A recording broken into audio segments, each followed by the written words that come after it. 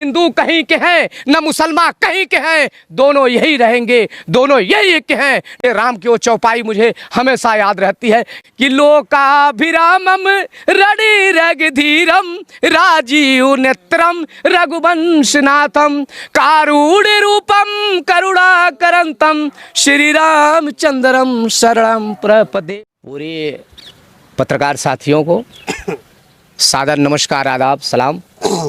मैं आप सभी साथियों को क्रांतिकारी अभिवादन करता हूं और आपने जो समय दिया और जो आपने जेन्युइन सवाल पूछने का काम किया, मैं आपसे बता दूं मेरे साथी कि पूरे हिंदुस्तान के अंदर हर गली में एक आवाज़ है कि जो नफ़रत की प्रयोगशाला तैयार करके चला रहे हैं इनको हटाना है और सेकुलरिज्म को लाना है। और सेकुलरिज्म के सवाल पे पूरा हिंदुस्तान का, वो किसान हो, चाहे व्यापारी हो, चाहे नौजवान हो, चाहे स्टूडेंट हो, हर तबके का आदमी, हाथ गाड़ी चलाने वाला हो, चाहे ठेला चलाने वाला हो, रिक्शा चलाने वाला हो, सारा नौजवान आपको देख रहा है। और आपसे बता दे रहा हूं, जिस देश का हाथ गाड़ी चलाने वाला और श्रम करने वाला किसान जब, और अपने हाथों की खुरदी उंगलियों से साड़ी बनाने वाले बुनकर और आपके किसान, ये सारे जब एक मुंह से आवाज लगा रहे हैं कि हमें नफरत की प्रयोगशाला को हटाना है और देश को बचाना है। क्यों?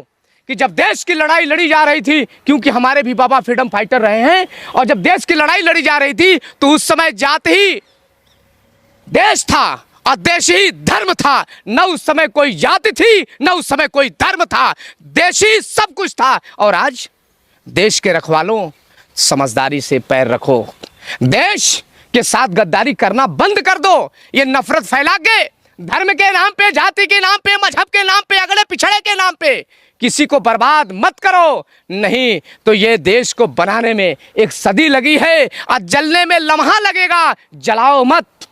जो है वोट की राजनीति में कुर्सी पाने के लिए देश को बर्बाद मत करो, नहीं तो देश बर्बाद होगा, इंसानियत बर्बाद हो। देश को बर्बाद कौन कर रहा है? अरे जो लूटा, जो देश को 70 सालों से लूटा, उससे आप सवाल नहीं करेंगे? एक बात बताइए, सवाल जो सत्ता में रहता है उससे होना चाहिए कि जो सत्ता में नहीं उससे होना चाहिए? आप बता दीजिए। सवाल उससे भी होना चाहिए जिसने खा गया। एक चीज बताइए, वर्तमान में आप प्रेजेंट में जी रहे हैं कि पास्ट में जी रहे हैं? एक चीज बताइए, अगर आप एक सरकार में है, अरे सर सवाल सुन लीजिए, जनता का प्रतिनिधित्व कर लेकिन रहा है, जो इंसान पहले लूट घसोट किया हो, क्या उससे सवाल नहीं करेंगे कि तुमने लूटा क्यों? एक बात सुन लीजिए, कोई आप सबूत, सत्ता परिवर्तन होते के साथ भूल जाइएगा उसने क्या किया नहीं किया। मेरी बात समझिए, एक सुई नहीं बन रही थी देश में जहां आपकी आवाज जाना चाह रही है। पता करो, पूरा गांधी परिवार ने देश के लिए अपने बाप दादाओं को खोया है। इसको, इतिहास को पढ़ो आप। गांधी परिवार ने, पूरा देश ने खोया। देश को नहीं, मैं आपने जिसको लूटने के लिए बात कहा है उसको मैं बता रहा हूं। आप इशारे में जो बात कहना चाह रहे, मैं खुली बात कर रहा हूं आपसे।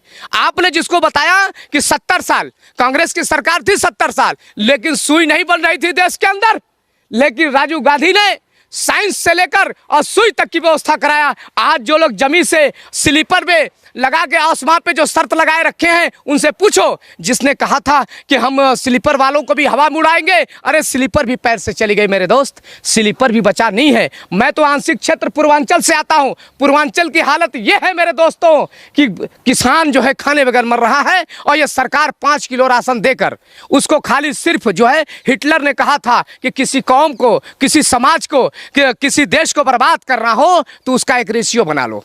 ये रेशियो 5 किलो राशन चावल गेहूं पे इसने सुबह और शाम का सिस्टम बना दिया है कि खाओ और इस इतने ही में पड़े रहो। जब इंसान खाएगा, आप बताओ, हमारे घर के अगर बच्चे घर ही में अगर भोजन मिलता हो, एजुकेशन मिलता हो, घर ही में पड़े रहेंगे, वो बाहर का वातावरण नहीं जानते। अगर मैं आजमगढ़ से दिल्ली नहीं आता तो मैं दिल्ली की आबो हवा नहीं जानता, दिल्ली के बारे में नहीं जानता। अननोन बन के यहाँ से, मैं तो डर के मारे, कुछ साथियों ने कहा कि यहाँ पे जो है सत्ता के दलाल टाइप जो है वह ऐसे गुंडे मवाली घूम रहे हैं कि आप बच के रहना, ये लाल टोपी वालों को खोज रहे हैं। मैंने कहा मैं दिल से उनको खोज रहा हूं।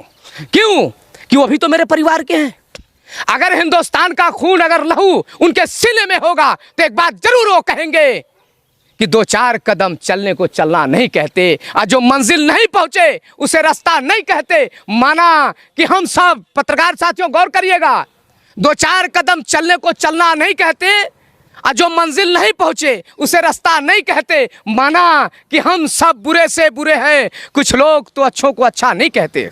हमारे साथ में हमारे छोटे भाई हैं, अनुराग जी हैं। आपसे बता दूं, जब ये सच बोलते हैं तो ये कुछ लोग इनको ढूंढते हैं। मैं ईमानदारी से कह रहा हूं कि हिंदू कहीं के हैं न मुसलमान कहीं के हैं, दोनों यही रहेंगे,